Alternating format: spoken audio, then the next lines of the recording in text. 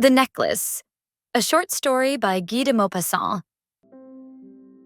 She was one of those pretty and charming young women who, as if by some error of destiny, are born into a family of clerks.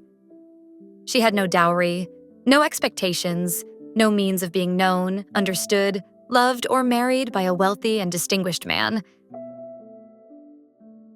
And so she allowed herself to marry a modest clerk from the Ministry of Public Instruction.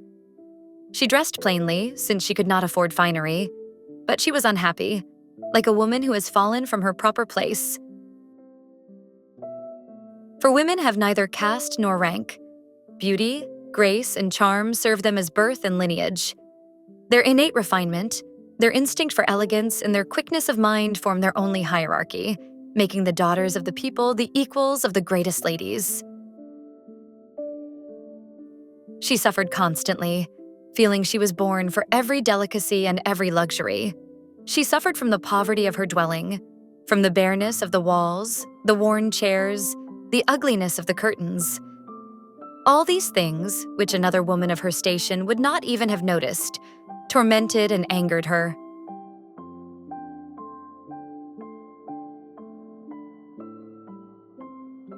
The sight of the little Breton maid doing her humble household work awakened in her despairing regrets and wild dreams. She imagined silent antechambers hung with oriental tapestries, lit by tall bronze lamps, and two great footmen in knee breeches asleep in wide armchairs, overcome by the heavy warmth of the stoves. She dreamed of vast salons draped in old silks, of delicate furniture bearing priceless ornaments, and of small, elegant, perfumed drawing rooms, made for the 5 o'clock chat with intimate friends, men known and admired, whose attention all women envy and desire.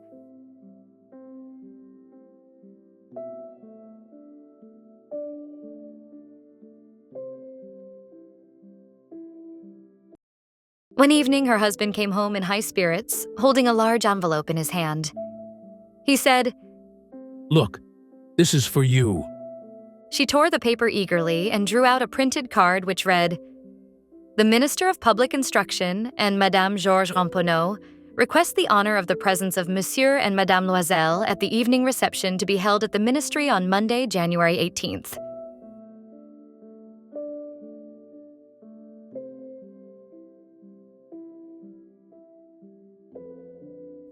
Instead of being delighted as her husband had hoped, she flung the invitation angrily onto the table and muttered, "What do you expect me to do with that?"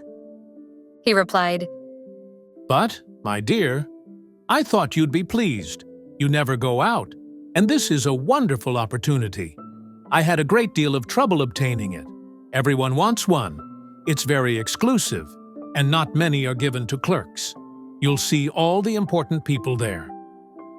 She looked at him irritably and said impatiently, "And what do you expect me to wear to such a place?" He had not thought of that and stammered, "Well, the dress you wear to the theater. It seems quite nice to me." He fell silent, stunned and distressed, when he saw his wife burst into tears. 2 large tears slowly rolled from the corners of her eyes to the corners of her mouth. He stammered, "What's the matter? What's wrong?"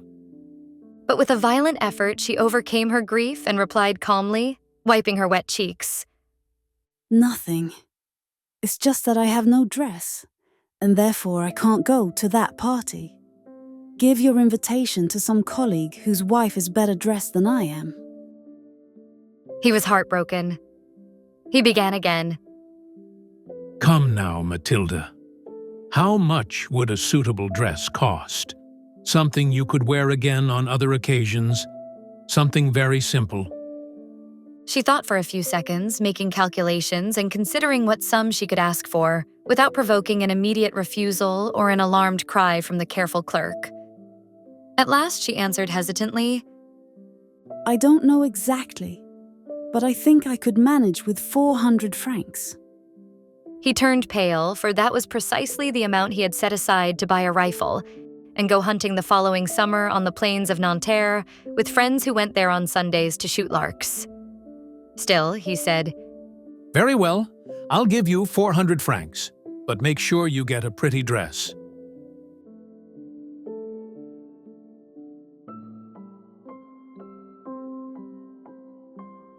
As the day of the party approached, Madame Loisel seemed sad, uneasy, anxious.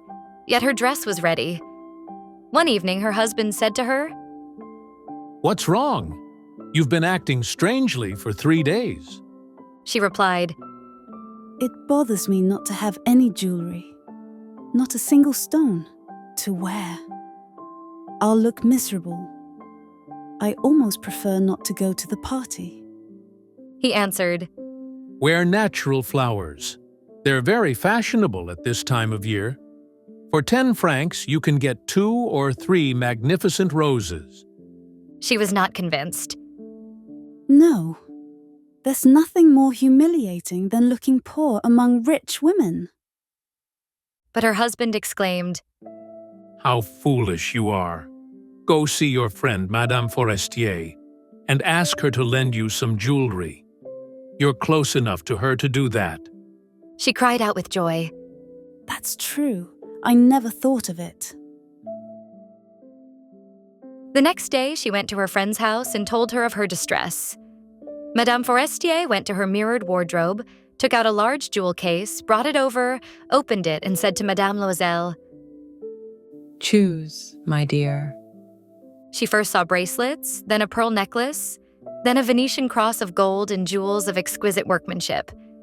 She tried them on before the mirror, hesitating, unable to decide to return them.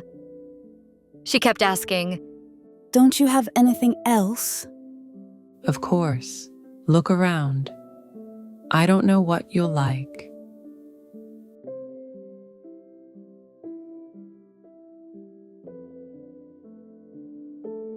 Suddenly, she discovered in a black satin box a superb diamond necklace, and her heart began to beat with uncontrollable desire. Her hands trembled as she took it. She fastened it around her neck over her high-necked dress and stood gazing at herself in ecstasy.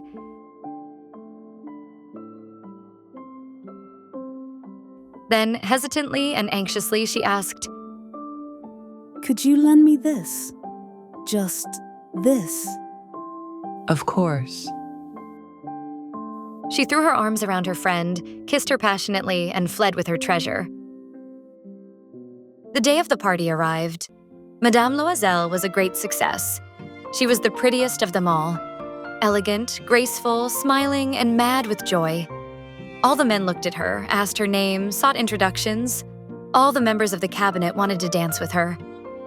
Even the minister noticed her.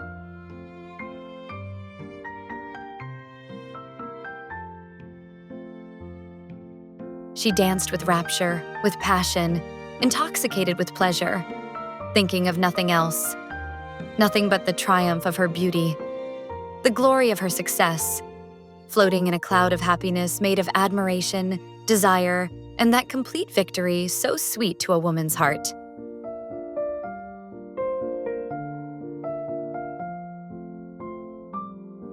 She left around 4 a.m. Her husband, since midnight, had been sleeping in a small deserted room with 3 other gentlemen whose wives were enjoying themselves greatly. He placed around her shoulders the wraps he had brought, modest garments of everyday life, whose poverty contrasted sharply with the elegance of her evening dress.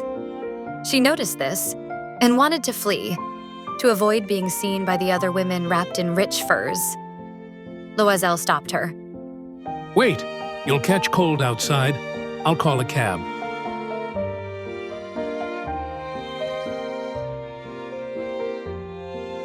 But she would not listen and hurried down the stairs.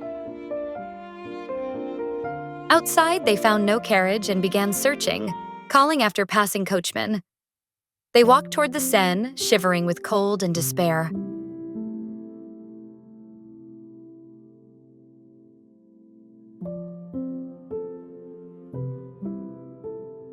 At last, on the quay, they found one of those old night cabs that appear in Paris only after dark, as if ashamed of their poverty by daylight. The carriage dropped them at their door on the Rue de Martyrs, and they climbed sadly up to their apartment. For her, everything was over, and he was thinking that he would have to be at the ministry by 10 o'clock. She removed the wraps from her shoulders before the mirror to admire herself one last time in her glory. But suddenly she screamed. The necklace was no longer around her neck. Her husband, half undressed, asked, "What's the matter?" She turned to him beside herself.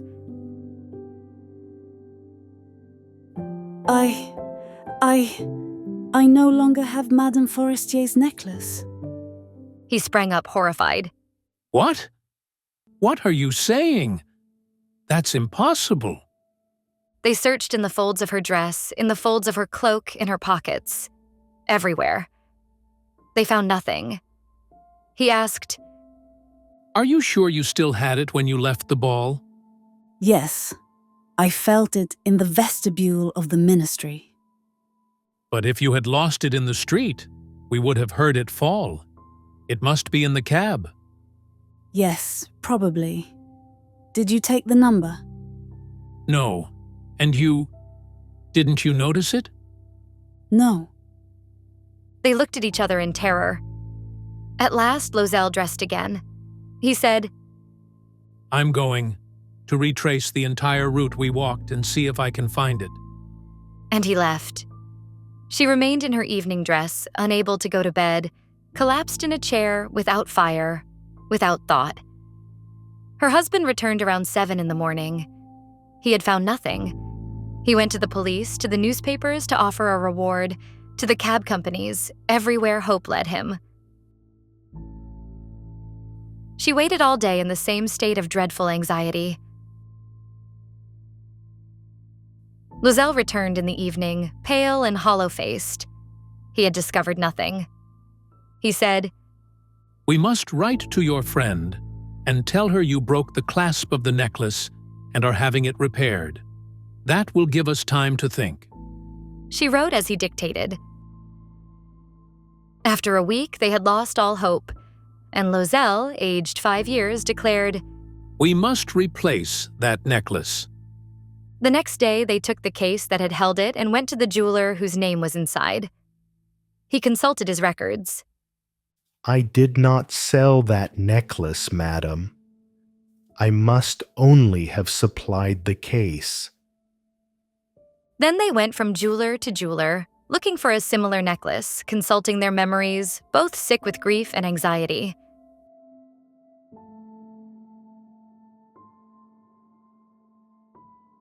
They found, in a shop at the Palais Royal, a diamond necklace that seemed exactly like the one they were seeking.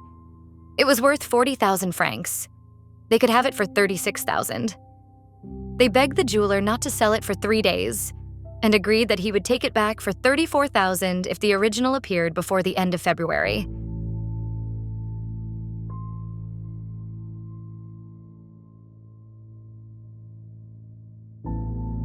Loisel had 18,000 francs left him by his father. He would borrow the rest. He borrowed, asking 1,000 francs from one man, 500 from another, 5 louis here, 3 louis there. He signed promissory notes, made ruinous commitments, dealt with usurers and every kind of lender. He compromised the rest of his life, risked his signature without knowing whether he could honor it, and, terrified by the anguish of the future, by the dark misery about to descend upon him, by the prospect of all the physical privations and moral suffering to come,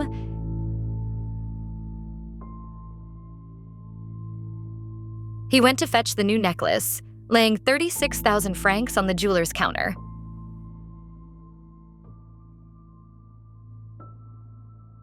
When Madame Loisel returned the necklace to Madame Forestier, the latter said to her in a slightly offended tone, You should have returned it sooner. I might have needed it. She did not open the case, which her friend had feared. Had she noticed the substitution, what would she have thought? What would she have said? Would she not have taken her for a thief? Madame Loisel now knew the horrible life of the poor. She accepted her fate at once, heroically. That dreadful debt had to be paid. She would pay it. They dismissed the maid. They changed apartments. They rented a garret under the roof. She learned the heavy work of housekeeping, the odious duties of the kitchen. She washed the dishes, wearing out her rosy nails on greasy pots and the bottoms of saucepans. She scrubbed the dirty linen, shirts, and rags and hung them on a line to dry. She carried the garbage down to the street every morning and brought up the water, stopping for breath on every landing.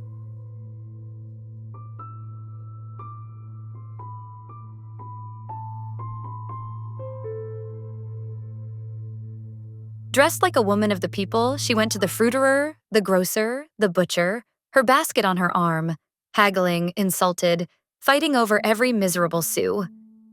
Each month, they had to meet some payment, renew others, obtain more time. Her husband worked evenings, copying documents at 5 sous a page, and at night, he often set type for a publisher at 20 sous an hour. And this life lasted 10 years. At the end of 10 years, they had paid everything. Everything, including the usurious interest and the accumulated interest upon interest. Madame Loisel looked old now. She had become the strong, hard, rough woman of poor households. Her hair badly dressed, her skirts awry, her hands red. She spoke loudly and scrubbed the floors with plenty of water. But sometimes when her husband was at the office, she would sit by the window and think of that evening long ago, of that ball where she had been so beautiful and so admired.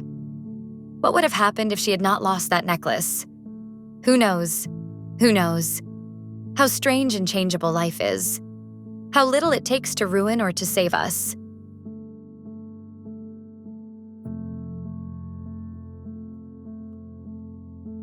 One Sunday, as she had gone for a walk along the Champs-Élysées to rest from the labors of the week, she suddenly noticed a woman walking with a child. It was Madame Forestier, still young, still beautiful, still attractive. Madame Loisel felt deeply moved. Should she speak to her? Yes, certainly. And now that she had paid, she would tell her everything. Why not? She approached her. Good morning, Jeanne. The other did not recognize her, surprised at being addressed so familiarly by this bourgeois woman. She stammered, But, madam, I don't know. You must be mistaken. No, I am Mathilde Loisel. Her friend cried out. Oh, my poor Mathilde, how changed you are. Yes, I have had some very hard days since I last saw you. And many miseries. And all because of you. Because of me? How so? Do you remember that diamond necklace you lent me for the ministry ball? Yes, well? Well, I lost it. What? But you returned it to me. I returned another just like it. And we've spent 10 years paying for it. You understand it wasn't easy for us. We had nothing. At last it's finished. And I'm very glad. Madame Forestier stopped. You say you bought a diamond necklace to replace mine. Yes. You didn't notice, did you? They were very similar.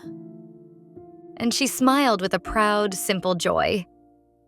Deeply moved, Madame Forestier took her hands. Oh, my poor Mathilde. But mine was false. It was worth, at most, 500 francs.